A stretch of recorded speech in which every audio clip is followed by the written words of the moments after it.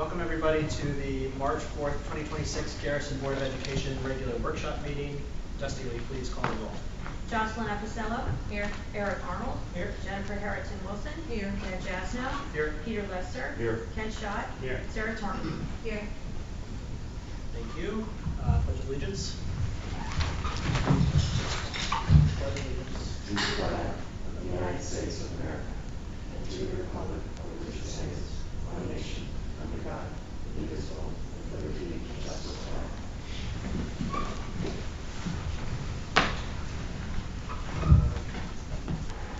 Do we have any agenda changes for tonight? No.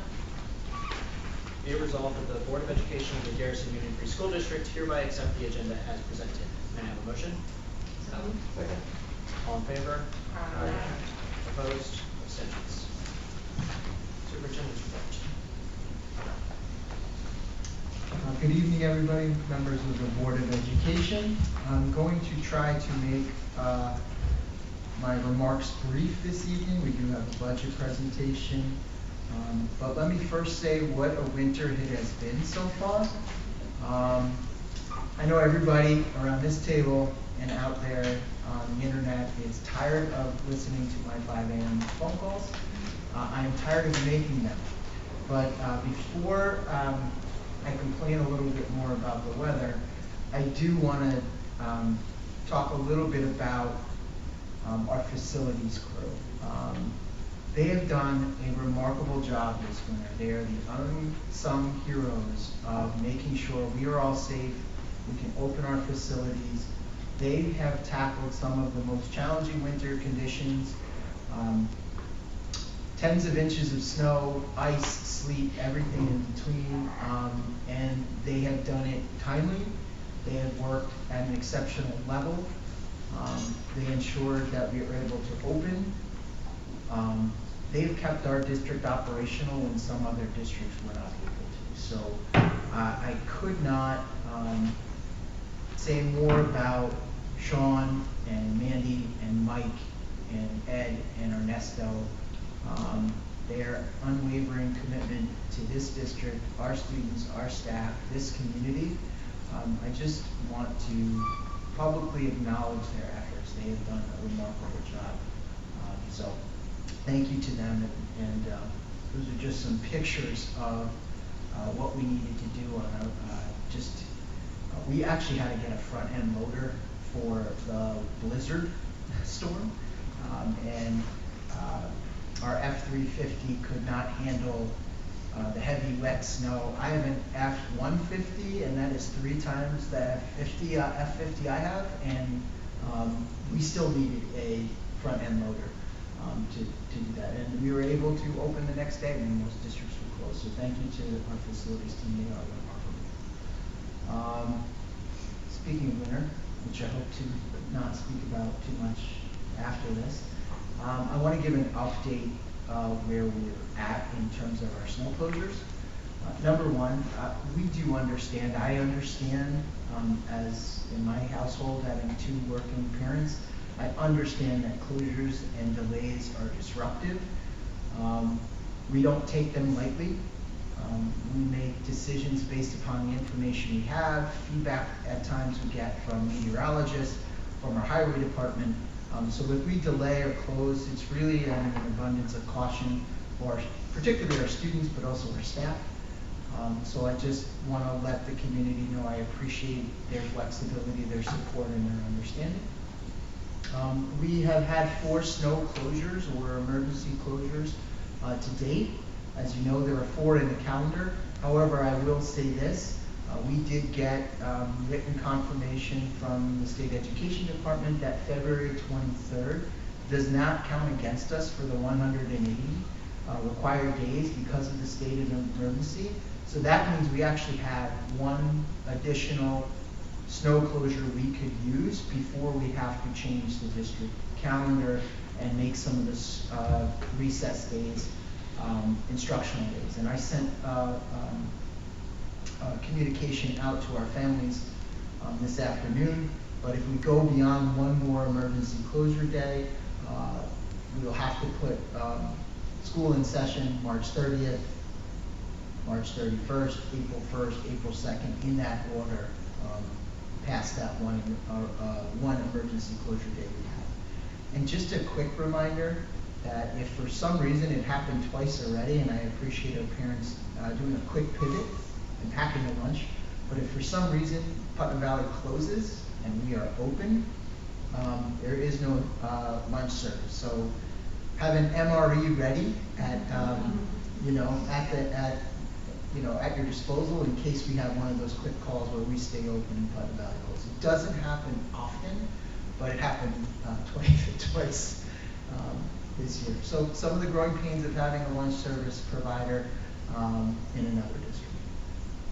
A couple happenings. Now I'm going to move to some more fun stuff. On March 10th, and we invite the whole community to come. Yes, I will be playing. The 8th grade versus the staff basketball game happens on March 10th at 3:30. So please come, support the students, bring some oxygen for the staff. We hope, I played last year, it was a really fun game. On March 18th and 24th, just a reminder, we have 11:15 a.m. dismissal for our parent-teacher conferences. Our next board meeting on March 18th, where we'll be doing our second budget presentation, will be March 18th. On March 24th, we have our annual art exhibition at the Desmond Fish Library at 5 p.m. I saw some of the art projects that will be on display, and I think everybody will really enjoy it. So please come out and support our students and our art program. On March 27th, just a reminder that we have our Professional Learning Day. That's for staff only, so students do not attend that day. And lastly is our spring recess is scheduled for March 30th to April 3rd. That concludes my superintendent's report. I'm happy to answer any questions that the board may have. Thank you. Any questions for Greg?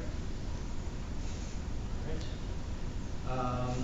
We'll move on to board president remarks. I don't have too much to add. I do just want to say thank you to the facilities team and to you, Dr. Stoll, for the early morning calls. I know it's probably among the most controversial decisions that are made in this building, or is whether or not to have a snow day. But I think it's a great job getting the building back open when everybody else was closed, and I think it's a testament that you're making the right calls that we still have at least one day available. So thank you to everybody that helped make that possible. As a reminder, we do have our rescheduled mini retreat on March 23rd, which I think everybody is available to attend. And then we're about to go into our first budget presentation. This will be the first of 3, and then we will have additional budget workshops. So just a reminder to the community that this is the best opportunity to present comments, share your opinions about what we do as a board, what priorities we should be focusing on over the next year, and we welcome public participation at these meetings or by email to our email addresses, which are on the district website. But there'll be lots of opportunities to comment on the budget both before and after it is adopted by the board. So I would encourage people to do that. All right, moving on to item 5A, which is indeed the 2026-2027 budget presentation.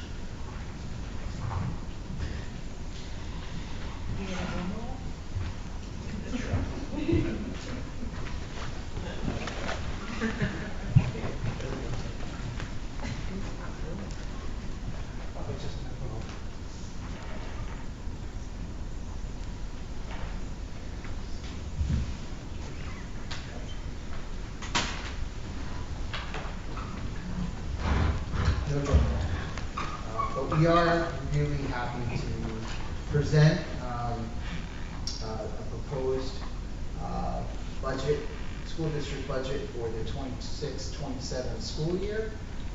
This is a work in progress, but we do have budget objectives in the budget that we're going to present this evening. One is we want to stay within the allowable tax levy cap. So you'll see that as a driving force of this particular budget. We want to provide the Garrison community with a transparent budget process based upon input we have taken from our finance committee as well as key stakeholders. We want to make sure that this building looks really, really nice, but there are parts of the building that are really, really old. So we want to not only repair and properly maintain the district's facility and infrastructure, but you'll see in this budget ways that we want to enhance it as well. So repair, properly maintain, but also enhance the infrastructure to support instructional initiatives. We want to maintain budget lines that are based on actual spending and aligned with our projections. And we want to maintain our staffing levels to the point where we can promote the district's strategic goals, our initiatives, and also our vision of a Garrison graduate. So I don't have to talk about the vote. We've all known it, we live it, we love it, and it really is the driving force behind this particular budget. Again, budgeting priorities are in four main categories. One, instructional programs and initiatives. Two, it's our staffing. Three, our infrastructure and capital. And four, a major component is also transportation. So I get the fun part, and then Joe will talk the numbers, which are in my mind not as fun, maybe more fun to Joe. But in this budget, you're going to see some new programs and initiatives that really focus on innovation and learning. And one is we want to, I've talked about our Empowered Classroom Professional Learning Fellowship. By the end of the year, you're going to be hearing from our fellows and the work they've done this year. It's remarkable. And there's some funding in there to support them, but also reimagine their classroom with furniture based upon the instructional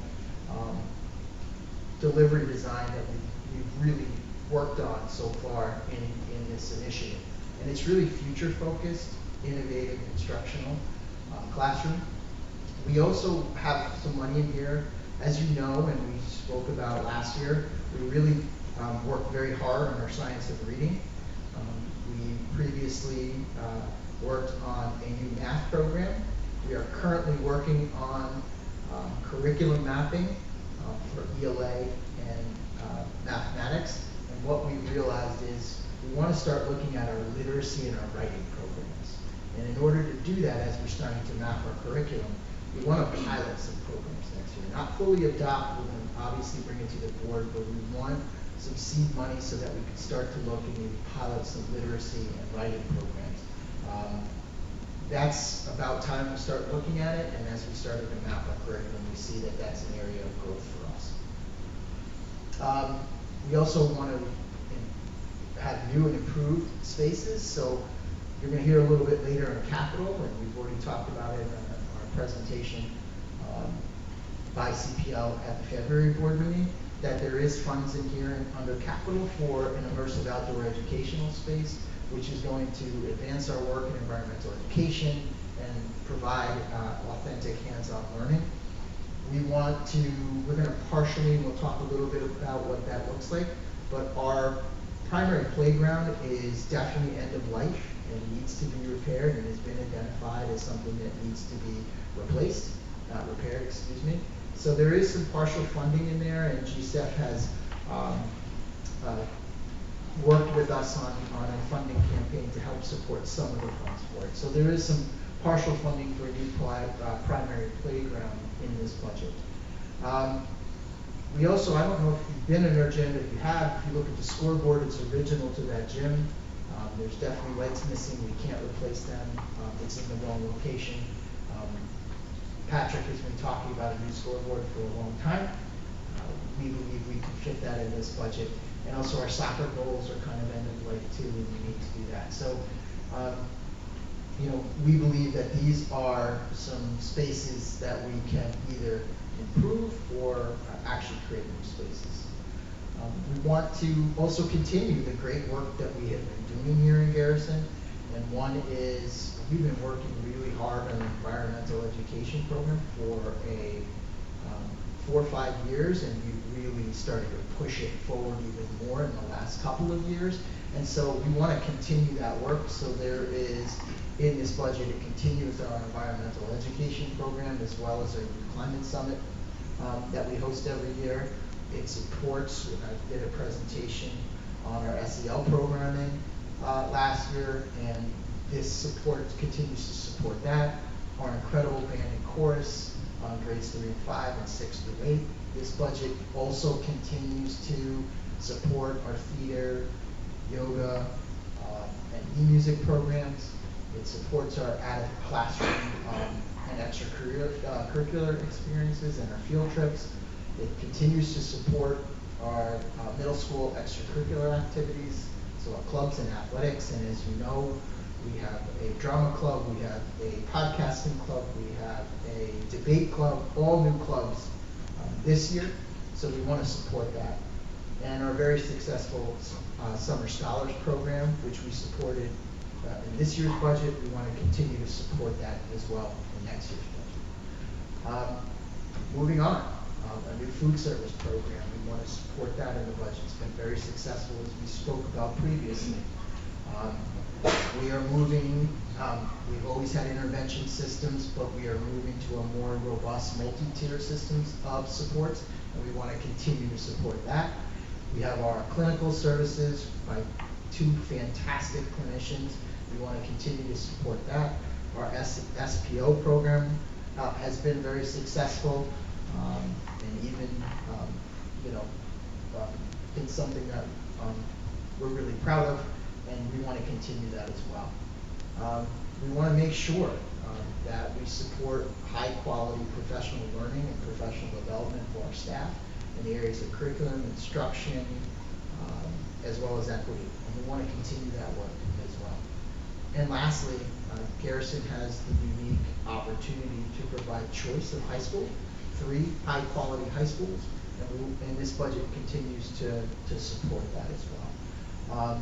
At this point, I'm gonna, actually, I go over it more than that. I do. Yeah, these are the numbers I do understand a little bit better. This is our projected enrollment for next year based upon the numbers that we have right now. Our current pre-K is at 17, and we're looking at our projected enrollment of 16. Now that may go up, people still may register. Our kindergarten, right now, our projected enrollment is 15. That will go up. It's currently at 18. First grade, which is, again, remember we have a bubble class with 2 sections. First grade this year is at 28. Next year we're looking at 18. Next year, our second grade will be have to be a bubble class, and that is currently at 16, but those first graders will move up, and we're looking at 2 sections at 28 next year as well. Third grade is currently also at 2 sections, and that will move up to 4th grade next year. And 5th grade is currently at 22, and we're looking at 19 for next year. Our bridge program, which is our special class program, we're looking at an enrollment going from 5 to 4. 6th grade, we're currently at 17, we're projecting 22. Grades 7, we're at 21, projecting 17, and grades 8, we're at 19, projecting 21. So overall, if you look at our pre-K through 8 class sections, this year we're at 13 sections of it, and next year we'll be at 13 sections as well. So our enrollment is pretty stable right now. Again, the known unknowns are pretty much our pre-K, and remember, our pre-K we can only have 1 section, and then we go into a lottery, but our K is pretty much our unknown. The other sections have room to absorb any new entrants as well. Our high school projections currently are at 101 students in our high school, in one of our 3 high schools, and next year we'll be at 96. So for staffing, we have no staffing changes projected. So our FTEs are going to be absolutely flat. There's no additional requests at this point. So we're currently at 31.15 teachers and support faculty.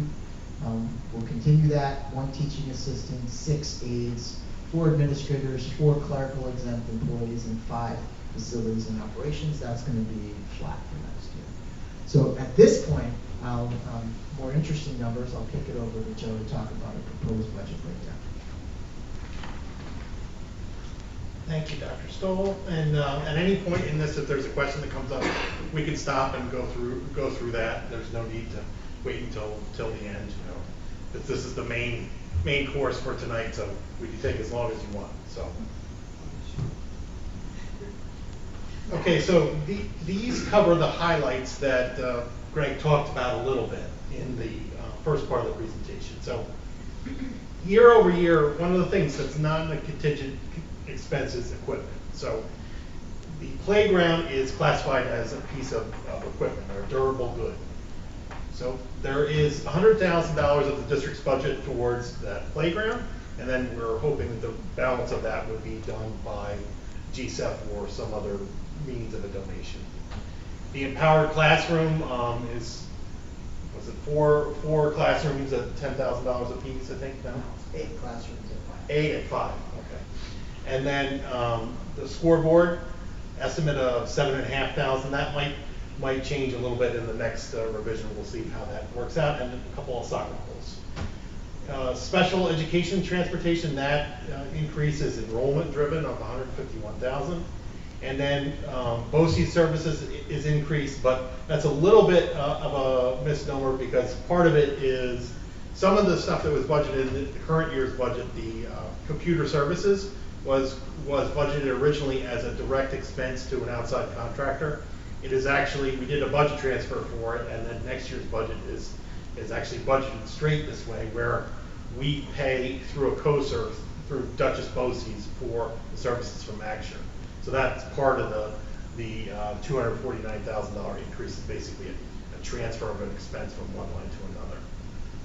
And then the wireless access points go end of life as of July of 2025, or 2026. So we need to replace those, and that's part of the budget. It's part of it's going to be a coaster through BOCES as well, but most likely that won't be financed. We'll just do it all in 1 year.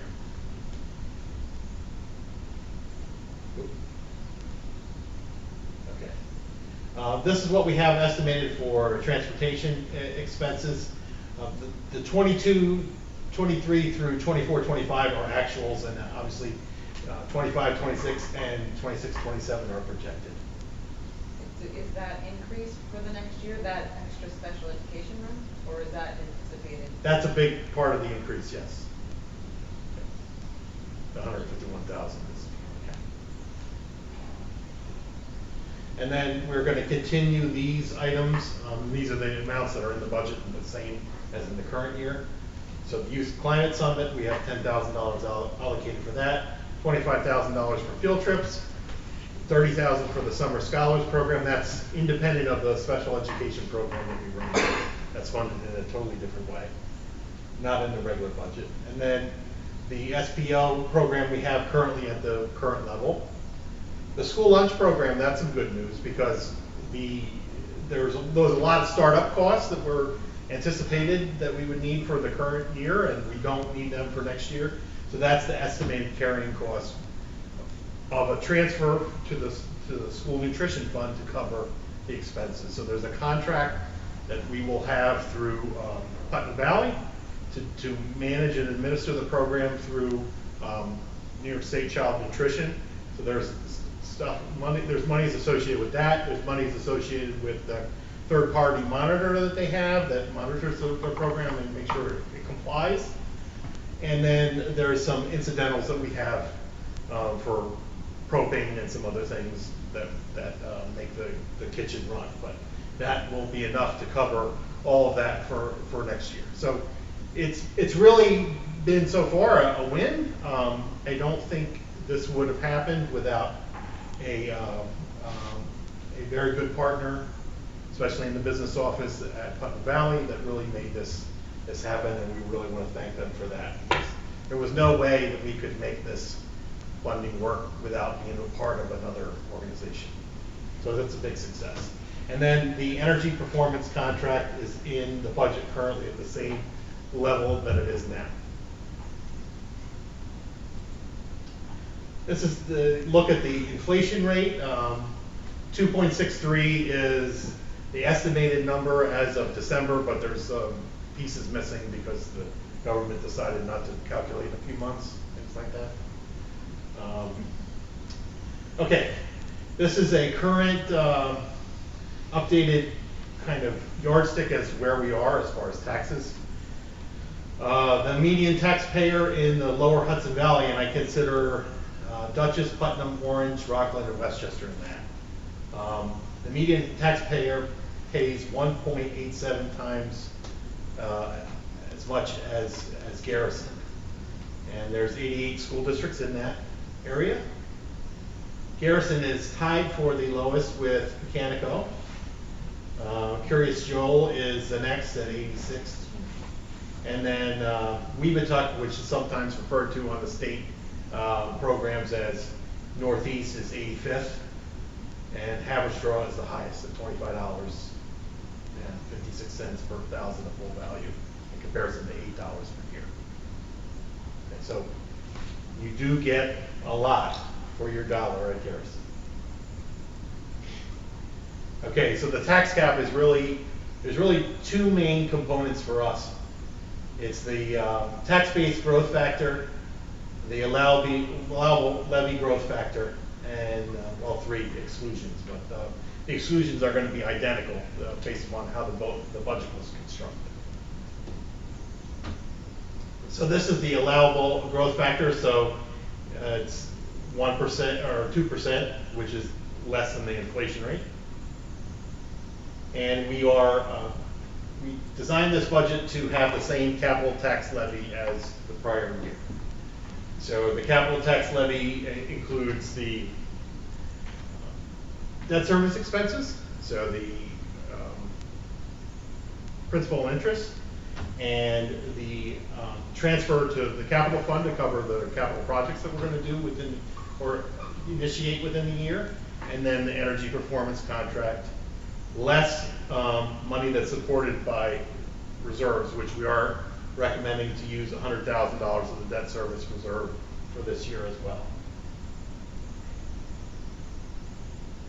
So this is what it works out to do. So we have a tax-based growth factor, which is what you get from New York State Office of Real Property, and that's 4.8%.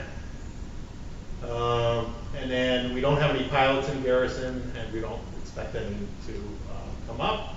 And then the capital tax component is the same.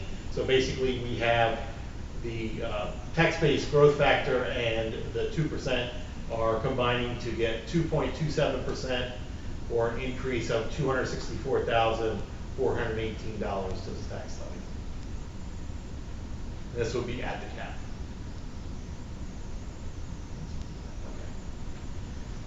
And this is what, if you take the assessment and you leave it the same as it was for the taxes that you paid in the fall, and you have the same equalization rate, all the things being the same, it would mean an increase for the median Phillipstown property of $14.83 a month, or in Putnam Valley, the median property of $8.24 a month, or $178 and $99 per year, respectively.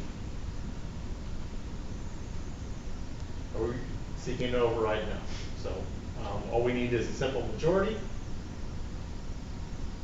This is the revenue that's needed in order to balance the expenditures. The main changes that you see on a year-to-year basis is obviously an increase in the interfund transfers from the undesignated fund balance to cover, as well as there is a increase in BOCES aid, and that's based upon our actual usage of the BOCES program. So as you use more BOCES programs, you get more BOCES aid back. So that is a change. And then we also, this is still a conservative estimate, but we increased the interest earnings to $263,000 for the year. And then it has still a use of $100,000 of the debt service reserve as it shows, and then that balances the expenditure amount. Joe, may I ask a question? Yeah. Under the other day tuition, this will be the difference there, what is driving the increase in tuition? That's tuition. It's a mix of the students that are in the bridge program. Okay, thank you. That's what that is.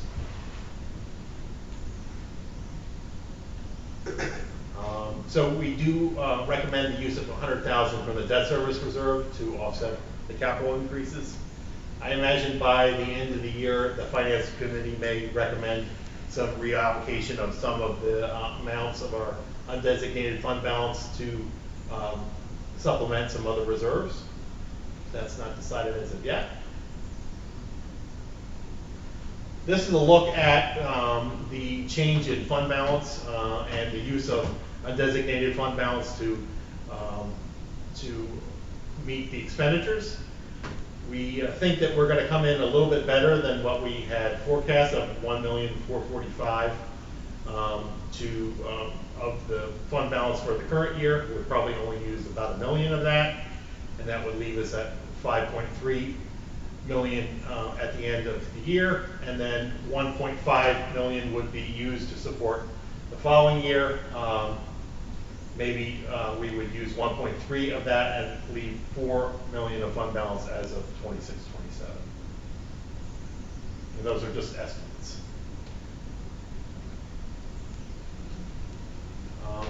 These are the breakdown in the expenditures by the major areas. And you can see the transportation has a significant increase.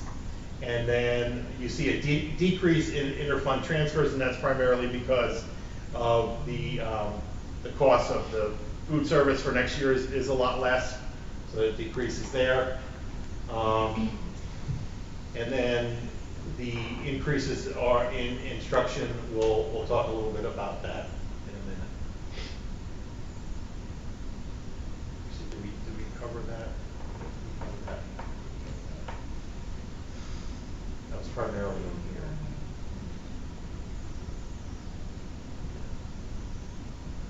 Yeah, that was in here. Okay. Because the BOCES and the equipment is all in the construction code. Joe, could you Yeah. speak a little bit to the transportation discussions you've had about making that more of a shared service, and what the status of those discussions are? And we think that's going to, I assume that won't impact us this year, but maybe in future years, something that can help us control the transportation expenditure? Yeah, so that was a part of the regionalization objectives that the BOCES was working on, was coming up with a centralized transportation service and a COSER where the BOCES organizes the runs. They're still in the planning phase for that right now, but that's a very promising possibility for us, because we know, based upon things that we've seen and observations, that there are schools that have to drive through Garrison to go to a school where we're sending a bus with one student on, or a couple of students. Yeah, I'm just gonna add to that. Though it may not be through regionalization, our local BOCES partner, Northern Westchester BOCES, is pretty close to getting a COSER for a transportation kind of coordinator, so that, forget regionalization for a minute, if that goes through, we'll be able to kind of try to centrally route, and it wouldn't be for our in-district kids, it would be for our out-of-district kids, or maybe private parochial school transportation. So that's promising. We may be the first BOCES in the state to get approved for that. So don't quote me on it, but we're very close to getting that approved. And then we can kind of see what that amounts to in terms of dollars saved. Right. So that's obviously a pretty significant percentage increase for us, but a lot of that, or all of that, is attributable to the out-of-district runs that we don't really have any choice but to provide. And just because there's not a lot of coordination, there's not a lot of opportunity for efficiency currently in how those are paid for or allocated, resources are allocated. Is that right? Yes, and there's also different levels of relative need and relative amount of aid depending upon the district. So there may not be a lot of incentive for them to coordinate. So if you have 80 80% of your transportation expense is aided, if you're aided up to 80%, you might not want to even worry about the hassle of coordinating with anybody else because you're getting most of the money back.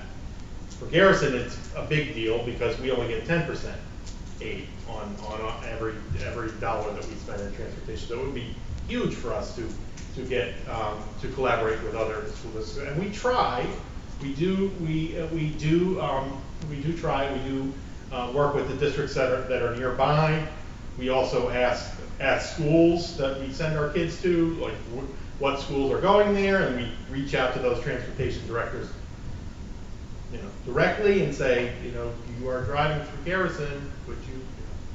But that doesn't always work. But we try every time because it's a big amount of money for us.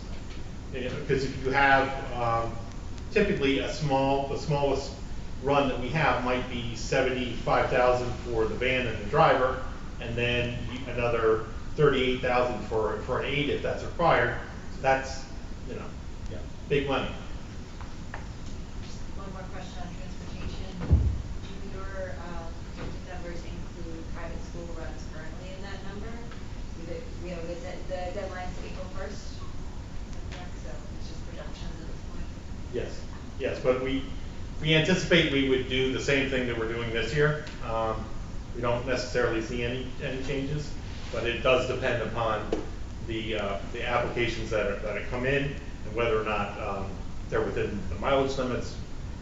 We have been fortunate in the past few years that there's hardly any that fit in the mileage limits with the requests that come in, but you never know. Depends on where in Garrison someone lives and where that school is, because sometimes you're just in. Yep. Currently, our private school runs are done by one of our employees, and so it's just an overtime expense for us.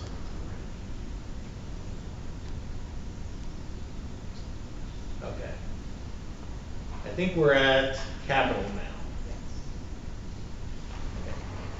So this is a very similar picture to last year, and it's on purpose. We're trying to essentially match the overall capital expense year over year, which basically leaves that flat in the budget. Because if we reduce it, we have to basically reduce the tax levy by whatever we reduce the section. So we don't want to do that because there are plenty of things that we need to do in the building. Although it does look very good, there are things that hope and a prayer we're keeping going along. But there's basically, in SED's terms, any improvement to a building typically has a 15-year life. And they allow you to finance that expenditure over 15 years. And we could do that. We could put a bunch of that together and finance over 15 years, but that adds costs. Currently, the rates are basically the same as they were last year at this time. So it's around 5% interest is what we would be looking at for borrowing money for a 15-year bond. And that would be on $648,000, which is what we have in the current year's budget for that. That would be $235,000 of interest expense that we would have to pay over that 15 years.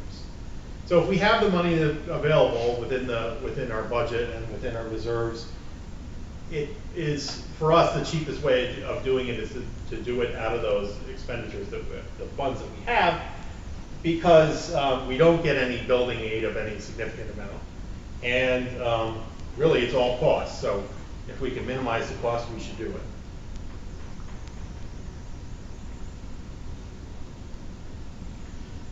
So there was still a number of priority one items from the enhanced building condition survey that was done in 2022. And what the facilities planning committee looked at was the restoration of the facade of the 1908 building. So the woodwork of the entrance of the original building, that's what we're looking at doing. So the cost is still to be determined. I believe that I'll have this information before the next time we have a meeting on the budget. But the architect owes me a estimate for this. and then that will be included in the budget at that level. So it's to clean, reconstruct, and refinish the existing double doors, reusing the existing brass hardware, reglaze and refinish the existing diamond pane windows, and then repair and repaint woodwork on the facade as well as the soffits underneath the edge of the roof line. Okay, so this is basically the area, as well as when you see the really tall windows on the building underneath the roof line, that area it needs to be repainted as well. So that's the door. So essentially, they would strip the paint off them, refinish them, reglue anything that needs to be redone, reglaze it, and put it back. It's a historic building. We need to maintain the historic properties of it. So that's one of the ways you do it, is you use what's there. And the door actually does work pretty well. We had to use it today for our fire drill, I guess. So, you know, we had to use it today, and it works fine. So, but it just is in a condition where if we don't address the way it is, the wood will deteriorate more, and there'll be more work later, or it could break something. And then on these diamond pane windows, what we're going to do with those is basically reglaze them, and basically put new glazing in there, keep the existing glass where it is still in one piece, and put it back. And then on the inside, for energy savings, there's going to be a storm window on the inside. So from the outside, it'll appear very similar to the way it is now, but that'll potentially reduce some of the energy loss through those. And primarily the ones that we're talking about is, once you go out that entrance, there's a pair of them that's in the ceiling right above the steps, and those are primarily the ones that we would put the inside glass on. But you can see the woodwork around the top there is, the paint is long since left the reservation, and it really needs to be redone. And that's the look from the inside. That was the original principal's office upstairs. So I don't know if I'd want to go to that principal's office, but that's what it was. Very low. You can't stand up on the edge of it. And this is refurbishing those soffits is also a part of the project. So scraping that off, repainting that. Most likely we'll go all the way around the front of the building, from where Greg's office is to where Allison's office is. That feature all underneath the roof line, repainting that. And then of course the porch and the roof above the porch. And then we have the exciting stuff, right? We have the forest. So whatever is not needed from the front facade would go to the forest classroom. So depending upon how much that's available, there may be a significant portion of this might be paid for. So we have to see how it actually works out. But we would like to get at least the parking lot and potentially the composting toilet. That would be a big deal, because then that really increases the amount of time that small children can spend out there. So that's a big deal. And anyone that has small kids knows that they need to know where the toilet is. So it's big. Toilets are big. Adults need them too, so we want our staff out there, keep them comfy as well. So this is some of the conceptual drawings that were presented previously from the architect, and it's really an exciting thing. It's got a really beautiful use of the forest and the space. I think it's going to be a great addition to our district that no one else will have. No one will have this, folks. So these are the decisions we have to make in order to make this budget as you see it. we would need to allocate 1.5 million of undesignated fund balances to support the expenditures. Have the tax levy at the limit, and it requires a simple majority. If the budget vote is defeated, the board could hold a revote on June 26th, or they could prepare and adopt a contingent budget and just use that. If you did a contingent budget, it would be 0% tax increase. It would increase the budget gap by 264,000, and it would require cuts to the budget. Contingent budget requires cuts that will affect program and admin, and the district would be required to remain under the administrative cap. And in our case, that was the cap that was set by the time when the override failed. That's the lowest cap that we have. We have to meet by. So there's the proposition 1 is the budget. And then we have 2 propositions to extend the contracts for Haldane and for Highland Falls instructional contracts, to renew those. We have another presentation on the 18th, and then one of the things that we are also having, which is I believe it's by invitation or by reservation, you're supposed to RSVP, yeah.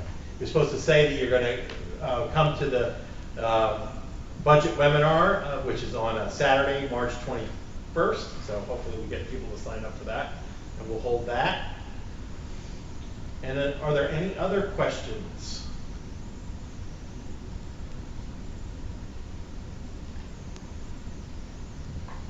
Questions? Another, for the pre-K funding, did you work off the 10,000 number in the governor's budget? Yeah, so that's the, we think that the state budget is going to be okay, and we don't really anticipate there's going to be big changes from what the governor asked for or recommended and what actually is going to be. So for us, that means the increase in the pre-K funding, which is a very welcome thing, because from 5,400 to 10,000 is a big difference for us. So that's good. It gets very close to paying for the actual cost of it. Other questions for Joe? Finance Committee Chair? Just now, I mean, you guys did a great job putting this together as usual, and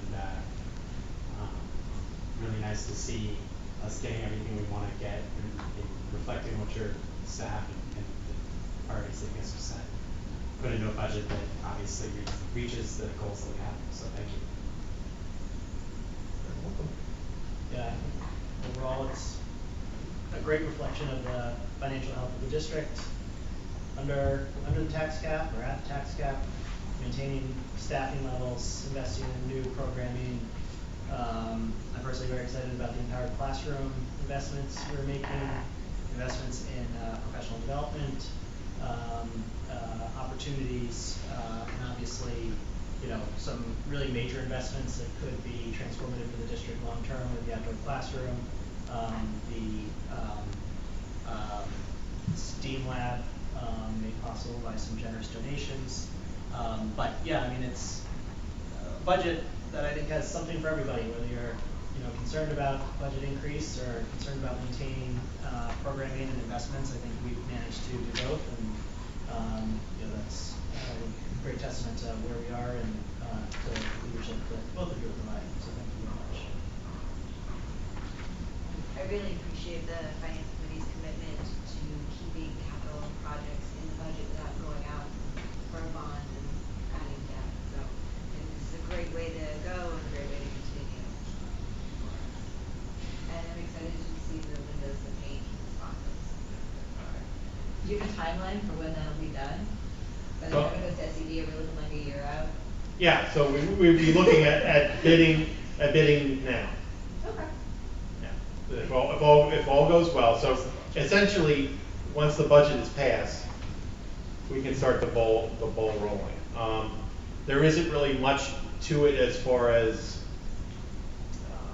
there's no real special testing or really complicated design or anything that's required to get started, so that there's really not a lot of barriers, but, you know, we have to have it approved, and then we have to start the school year. So, based upon how things go, yeah, we would get approval in December, bid by February, and, you know, yeah. I think the only thing that's missing in those soffit pictures is maybe Mandy's Skechers up there for scale. Yeah, well, I guess I could have put her shoes in the principal's office. We could have done that. She might have been up there. They were crazy. Last year, all the budget, we have to go watch last year's budget presentation to see Mandy's shoes highlighting every aspect of it. It was great. Well, her shoes helped too. We did recently open bids for the 2025 stuff, and her shoe pictures went to all the contractors, and we did get a lot of bids. And right now, we're looking like we're under budget. So, you know, we have to thank those shoes. All right, thank you guys very much. You're welcome. With that, we will move into our public comment section. Oh, did I skip that? Oh, yeah, I did. First review and discussion of the 2026-2027 draft board meeting schedule. Everybody should have a copy of this in front of them. The reorganizational meeting is currently scheduled for July 8th. That has to occur by law before July 27th, so we've got plenty of leeway there. We'll aim to try and do another board retreat sometime over the summer, although it's slipped into fall this past year. But if, take a look at it if folks have any concerns or questions about schedule, just let us know, but pretty much just for reference for now, and we can continue to make changes if there are any major issues that people identify with holidays or anything else. Questions? Okay. Now we'll move to public comment. Public comment is intended for members of the community to speak openly and voice concerns. In accordance with policy 1510 of the Garrison Union Free School District, any person wishing to speak shall comply with all provisions of this policy. Comments about specific school personnel or individual students is a violation of board policy. Concerns regarding students or personnel should be discussed privately with the superintendent or appropriate administrator. Comments should be limited to 3 minutes, and speakers are asked to conduct themselves in a respectful manner. The board will listen to comments but will not engage in any dialogue. Any necessary follow-up will be noted and provided through the appropriate channel. Members of the public wishing to comment during board meetings are asked to place their name and town of residence on the sign-in sheet. Commenters will be invited to the podium to address the board. Seeing nobody here for comment, we will close public comment and move on to acceptance of minutes. Be it resolved that the Board of Education of the Garrison Union Free School District does hereby accept the minutes of the regular workshop business meeting of February 11, 2026 as presented. Can I have a motion? Motion. Any questions on the minutes? All in favor? Aye. Opposed? Abstentions? Moving on to committee reports. DEI committee report with Jocelyn. Thank you. DEI met last week. We had administrators, some teachers there, and I've been able to join virtually, so thank you. We discussed pretty much 4 things. First, something exciting, but I think the 3rd year that we've been doing it, the community book read. And I don't know, do I even say the books out loud because it's public, or is it a surprise? I don't know if it's public yet. Yes, I'm not going to say it. So, but 2 cool books. we'll launch it. Yeah, we'll launch it on the 16th, so this is coming up. And very excited. I know that the staff, in particular, folks on this DEI committee, have created activities, and they have really great ideas for some culminating events.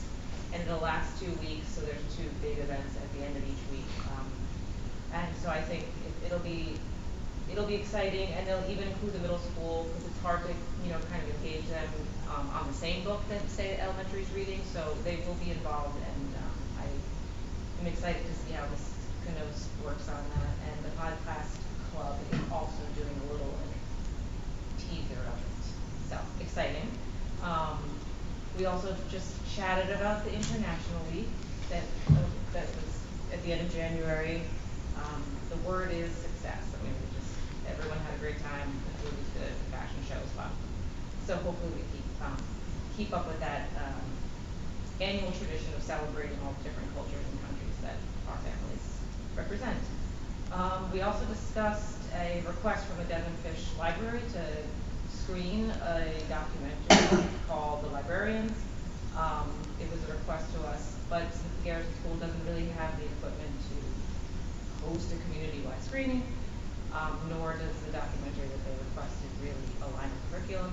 We're not going to be doing it, but I do think it is an exciting thing to think about, like partnering with community organizations in the future moving forward. And then finally, DEI committee hadn't met since last year, maybe 2025, like December or something. And a lot unfolded in the country as it pertains to the federal government and staff from ICE or CBP encountering citizens. And so we reviewed via council's recommendation what the school's protocol is should an ICE or CBP officer enter the campus. We had now asked the SPO, wanting to make sure that they were aware of the protocol. It's very clean, succinct, and I think obvious for all of our staff, and Allison reviewed it with them, but we've had that protocol in place since January of last year. So this is nothing new for us, but it's just a reminder for our staff what to do to protect people's privacy, particularly our students and staff and families. And then we have another meeting in May. Greg, you were there. Did I miss anything? No, I think that was very comprehensive. I will say this though, a call to action for next year's international. We need more food. The kids ate us out of food very quickly. So if we can get more community members to bring more dishes that represent their heritage, their culture, we have a lot of hungry kids. So, but thank you for those families that did. It was very successful. Thank you. Thanks, Jocelyn. Any questions? Great. We will move on to the treasurer's report. Be it resolved that the Board of Education of the Garrison Union Free School District does hereby accept the treasurer's report for January 2026 as presented. May I have a motion? Second. Any questions or comments on the revenue or treasurer's reports? All in favor? Aye. Opposed? Abstentions? Moving on to item 10A. We have 4 policy readings in item 10. All first readings. So we will begin with first reading of policy 5681, school safety plans. So that policy has just a minor changes to reflect changes in the school safety plan. So it's updated to reflect. Great. Thank you, Jen. Moving on to first reading of policy 7522, concussion management. So that actually has only one word that's changed. And the word is from seek to obtain in regards to medical condition. Great. All right. Moving on to first reading of policy 5661, wellness. And those changes are related to the fact that we now have a better school lunch program. So we have to include that information in our policy. Great, thank you. And then first reading of policy 7510, school health services. And the changes in that policy align us as a K-8 district moving forward. That was a Great. Thank you, Jen. Any questions on any of the first readings? This is so silly, but the health services policy just looks so different. Is this from the others formatted? Is it because it's new, or is it? It was an oddball, but it was a download as a Word document from our policy manual. That's all it is. Yeah, I didn't know if it was just like a totally. No, it'll look like all the others once it's incorporated. Yeah, fine. Okay. Any other comments or questions on any of the first readings? We will revisit these at the next board meeting. This one, these have all got council for review. Oh, absolutely. Yeah. You don't do anything.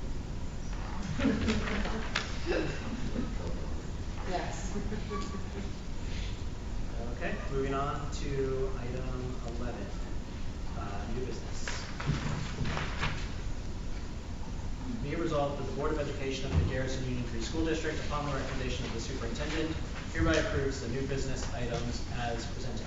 May I have a motion? So moved. Second. All right, we have 3 new business items: approval of real property tax service contract, acceptance of micro grant award for Children's Environmental Literacy Foundation, and approval of budget transfer. Greg, you want to speak to any of these? I do want to speak to the self mini grant. It's not a ton of money, 456, but our environmental educator, Kristen Ducola, was awarded this grant, and the students are, and I saw it actually today in their class, they are working on a way to improve our food waste here at Garrison, and they're actually working on strategies like really sort of climate action, civil action, and this is not a lot of money, but this grant goes towards that work, and I just think it's really illustrative of who we are as a district and who Krista is as our environmental educator, and how our kids are like, well, I'll just give this one example because I love to brag about our kids. So today they were discussing about differences they saw. The 3-hour delays actually was a teaching moment for our kids, because particularly when Putnam Valley closed, because they were able to compare food waste when we had to bring our own lunches versus when our school lunches. And they noticed that we produce a heck of a lot more waste when we have school lunch. And that's a problem. And how do we fix it? So this grant is a little bit of seed money that goes towards it. I want to congratulate Krista for being awarded this grant, but I really want to highlight the high level of work that our students are doing and our environmental education program is doing. So just a little example of how we're making strides in environmental life. And congratulations, Krista, on receiving this grant. That's great. Thank you for sharing that insight with the board. I see we will also be sending a letter of thanks to the board. Great. Anything else we need to? Well, the other 2 I can speak to. So we have an annual contract with Putnam County Real Property.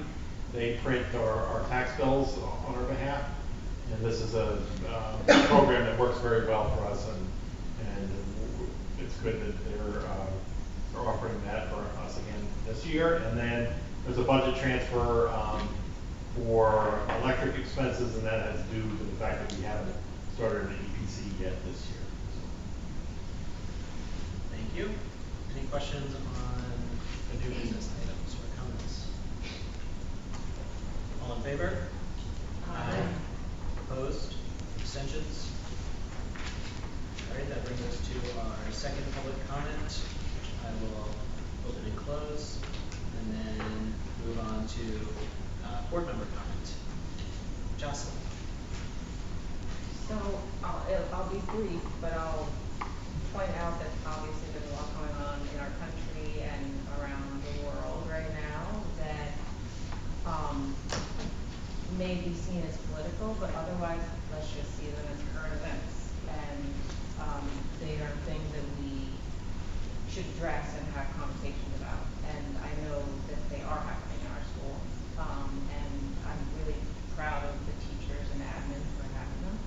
You know, I think a lot of the students, most students probably grow up in a household that is single viewpointed. I don't know, there's definitely more diversity in that, but I think what's really wonderful about the opportunity for a public school and a classroom and an assembly in a school community is that you can get people together in a safe space and be introduced to different viewpoints.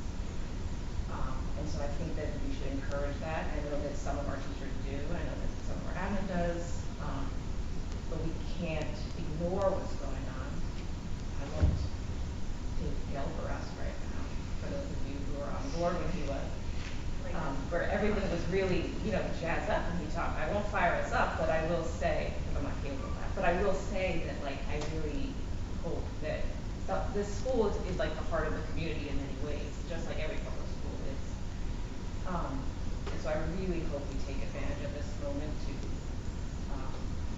talk about truth and facts and what's going on, and make sure students feel safe to ask the questions that maybe they don't feel safe asking at home. And also to encourage civil dialogue between the students, perhaps even eventually between community members if we host community events where things can really be discussed, so we can all agree to disagree on some things, but just live as neighbors. So thanks to the staff who's working on it, but I really hope that this continues and maybe strengthens as things continue to shift in our world. So that's all. Thanks, Jocelyn. Eric? Jen? Just a thank you to, Joe and the finance committee and Brad for a great budget presentation. It's exciting to see, how far the district has been moving in the last couple of years towards the priorities that have been set. Nothing from me. Pete? Ken? No. Sarah? So, just a couple things. Since we last met, I had the privilege of joining the lobby call set up by Westchester School Board Association with our representative and senator, Leonard Rollins. There were quite a number of other school districts who attended these, which was great. As directed, I went and shared our enthusiasm with them for the additional funding for pre-K, and how that makes a meaningful difference for us. I did not get any sense that there was any opposition coming out of either the House or the Senate for that additional funding. A lot of the conversation was around electric buses, electric bus mandate, what that means for districts, how it's not really feasible right now. There's a lot of questions around have districts gone up for votes on this, how many have gone down. There are some districts in the area that we've seen defeated proposals when put to the taxpayer. So those were some of the questions, and just asking who's done feasibility studies. There was a request from Dana Levenberg's office to, once we have our study, if we would be willing to share it with her, so, and Rollins actually as well, so that they have an understanding of what we're looking at and the data as we are considering this. So that's something for us to consider once we do that study. So it is something they're still talking about up in Albany, is my understanding. There was also some talk, specifically on a call with Representative Levenberg about the charter schools. And this is primarily affecting Peekskill right now, because there was a charter school looking to set up there and it would impact their budget. One of the things I think we could all work for as districts, something for us to continue to talk about. I don't know if it's the nature of Zoom, because these are Zoom calls, but there seems to be this sense of like, this is a Peekskill issue, this is a Hen HUD issue, this is a Garrison issue. And the more, I mean, especially for us, seeing as we work with 3 other districts already, work with our representatives to get this idea that just because it's not impacting us directly doesn't mean we don't support our neighbors in this. And these aren't the big national issues, these are small little local issues that are really having an impact on our neighbors and could impact us in the future. So, you know, maybe it's as much as like if Peekskill's looking to do a call for letters to the representative opposing these charter schools, opening that to our community as well and saying, this could be a problem for all of us and we're all in this together type thing. Starting thinking in that mentality. Because I just noticed at the call, it's sort of like this turning, what is your issue, what is your issue, when they're really all of our issues. So just something to think about. But otherwise, they seem really receptive to funding education, and there was more talk of, you know, the state formulas and whatnot and what we're going to do with that study. We'll see what happens with that. So for foundation maybe. That was my report on that. But it was really fun. Thank you for the opportunity. Thanks, Sarah. All right, so we do not have executive session tonight, so we will go ahead and adjourn. Be it resolved that the Board of Education of the Garrison Union Free School District hereby adjourns the regular meeting of March 4th, 2026. May I have a motion? All in favor? Aye. Opposed?